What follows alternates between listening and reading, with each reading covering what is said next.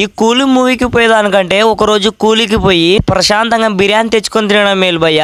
So hi friends, ఈ రోజు ఈ వీడియోలో మనము వార్ 2 అండ్ అలానే కూలీ మూవీ యొక్క రివ్యూ అయితే తెలుసుకుందాం. ముందుగా ఈ కూలీ మూవీ రిలీజ్ కాకముందు ఇచ్చిన హైప్ కి ఇప్పుడున్న ఈ మూవీకి అస్సలు సంబంధమే లేదు.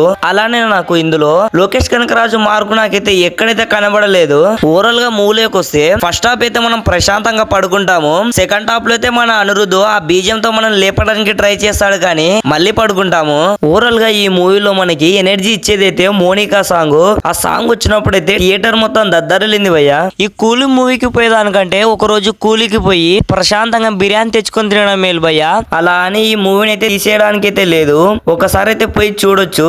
నెక్స్ట్ వచ్చేసి వార్ 2. ఈ మూవీ గురించి ఎంత చెప్పినా తక్కువే, ఎందుకంటే మూవీకి ముందు ఒక ప్రమోషన్ లేదు అండ్ అలానే ఎక్కువ హైప్ కూడా లేపలేదు. ఓవరాల్ గా మూవీలోకి వస్తే ఫస్ట్ హాఫ్ లో 10 నుంచి 20 నిమిషాల వరకు అయితే కొద్దిగా లాగ్ అయితే అనిపిస్తుంది. తర్వాత మన ఎన్టీఆర్ గారు వస్తారు, అప్పుడు మొదలవుతుంది భయ్య సినిమా.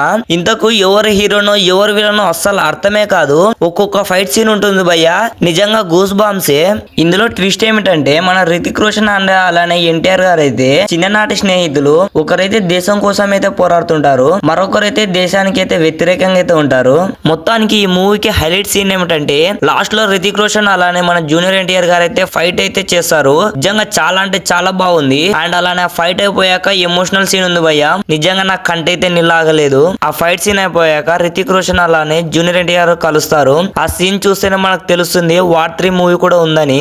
సో వీడియో వచ్చేసి ఇంతే గైస్. ఈ వీడియో మీకు నచ్చినట్లయితే లైక్ చేయండి, సబ్స్క్రైబ్ చేయండి. అండ్ అలానే ఈ రెండు మూవీలో మీకు ఏ మూవీ నచ్చిందో కామెంట్ సెక్షన్ లో కామెంట్ చేయండి.